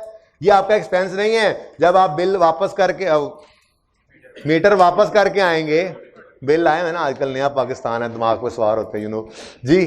जब आप मीटर वापस करके आएंगे तो आपको सिक्योरिटी डिपॉजिट वापस मिल जाएगा। तो this is an asset not an expense. तो अगेन आपने यूटिलिटीज को तोड़ लेना है, 2 शाखें, एक शाख पे 20 को बिठाना है, एक पे 550 को बिठाना है, 20 की एंट्री करनी है, security deposit debit receipt payment credit. इसको नॉन करंट ही कहना चाहिए उसूली तौर पे, लेकिन करंट भी कह दो तो टेक्निकली गलत, क्योंकि हम मीटर लगवा के कोई 6 महीने बाद वापस नहीं चले जाते, ठीक है। बहरहाल दोनों तरफ सही है, लेकिन उसूली तौर पे सिक्योरिटी डिपॉजिट यूटिलिटी कंपनीज को ये नॉन करंट में ही होना चाहिए, ठीक है। तो एक की एंट्री करेंगे, ये घर पे करना है ना आपने, और कल सवाल पूरा नहीं होगा तो बाहर तैयब खड़े होंगे, एक टेस्ट की अटेंडेंस शीट लेकर और एक होमवर्क वाला सवाल खोल के आएंगे आप, ऐसे यूं सी व्यू यूं दिखाते हुए अंदर घुसेंगे, ठीक है। ओके, सी व्यू की तस्वीर ना ले आना आप, तस्वीर तैयब ये देखो सी व्यू, तस्वीर बनी हो, क्लिफ्टन की तस्वीर बनी हो वहां पे समुंदर की, ये देखो तैयब, ये देखो सी व्यू वाला सवाल। ओके, नहीं बना यहां पे। एंट्री 20 से security deposit debit receipt payment credit, दूसरी एंट्री यूटिलिटीज एक्सपेंस डेबिट, इसी तरह से यूटिलिटीज का अकाउंट बन जाएगा, ठीक हो गया। अब अगली बात, utility bills are paid on 7th day of, यानी जनवरी का कब पे हुआ होगा? अच्छा ठीक है, मैं भूल गया, सॉरी, आपको याद है, ठीक है। तो फरवरी का मार्च का अप्रैल, तो दिसंबर वाला अभी पे। इसका मतलब जो 570 नहीं, 70 में से 20 तो हमने निकाल दिया, जो 550 पड़ा है ये कितने महीनों का होगा? 10 का। तो फिर इसको डिवाइड बाय 10 करके 1 पेबल कर देंगे, एक्सपेंस भी निकल आएगा, पेबल भी निकल आएगा। क्लियर? आगे बढ़ो। Insurance premium was paid on यकम फरवरी कवरिंग 12 मंथ। लो जी, इससे आसान एडजस्टमेंट कौन सी होगी? 1 महीने की प्री पेमेंट निकलनी है, टोटल एक्सपेंस में से वो 12 महीने का था, 1 महीना divide by 12 into 1 closing prepaid. आसान है ना, इसलिए कह रहा हूं करके आना है। रिपेयर, ये भी बिल्कुल सैलरी की तरह, एक सवाल में 3 एडजस्टमेंट्स एक जैसी थी, सैलरीज, यूटिलिटीज, रिपेयर। पढ़ के देखते हैं। रिपेयर एंड मेंटेनेंस इंक्लूड, वो ड्यूरिंग द ईयर जब इंक्लूड आता है तो मैंने समझाया हुआ है, ट्री बनाना है। रिपेयर पकड़ो जाके उसको, 275 को पकड़ लो, इसमें गड़बड़ हो गई है, लगा दो रिसीट पेमेंट में इसके ऊपर 2 शाखें। हाँ जी, repair and maintenance include an advance of 100 paid to contractor for construction of parking shed. हाँ जी, क्या ये रिपेयर एक्सपेंस है? जो एडवांस दिया है ठेकेदार को, क्या ये रिपेयर एक्सपेंस है? तो 2 शाखें बनाओगे, एक पे 100 बिठाओगे, एक पे 170 है, 175। अब 100 क्या है? एडवांस टू कॉन्ट्रैक्टर, करंट ही रखना, 1-2 महीने में शुरू करवा देंगे, 6 साल पहले नहीं एडवांस दे देते होते, ठीक है। तो एडवांस टू कॉन्ट्रैक्टर, बोलो, डेबिट रिसीट पेमेंट क्रेडिट 100 से, बकाया repair expense debit receipt payment 175 से क्रेडिट, ठीक है। अब देखते हैं कोई पेबल तो नहीं है। आगे कहता है repair bills amounting to 7 were outstanding at the closing में 7 क्या है? पेबल। तो इससे आसान क्या? सबसे मुश्किल शायद था ही सैलरीज वाला, और उससे मिलता हुआ ही यूटिलिटीज, मिलता हुआ ही रिपेयर। तो आप सैलरीज वाले को एनसर्कल करके उसको मिला लें यूटिलिटीज और रिपेयर के साथ, बिल्कुल सेम एडजस्टमेंट है, कर लेंगे ना। और आखिरी पॉइंट तो मैं कतन नहीं करा रहा, वैन और फर्नीचर की डेप्रिसिएशन है। आपने वैन फर्नीचर ऊपर खरीदा हुआ नजर आ रहा है आपको, डेट बता दी है, बुक वैल्यू पर ही कर देना यहां पे, डेप्शन एक्सपेंस डेबिट। रुके, एक बात अहम, बैठ जाएं, किसी ने उठने की कोशिश की ना तो मैंने गोली मार देनी है पैनाडोल की। सुने, आपका फीडबैक है और इन्होंने जो टाइम मांगा था मैंने वो एडजस्टमेंट बताते बातें निकाल दिया है, ठीक है। इसलिए कोई निकाल होगा, आराम से बैठे, बांटे, जब तक बांट नहीं देते मैं बैठा हूं। नहीं यार, कल क्यों? रोज क्लास 20 पे खत्म होती है ना, वही समझो 25 पे भी चली जाती है। मैंने 15 पे क्लास आज खत्म की है, देखो। ठीक है जी, प्लीज फीडबैक दे के जाइएगा। आज का लेक्चर खत्म है, अल्लाह हाफिज।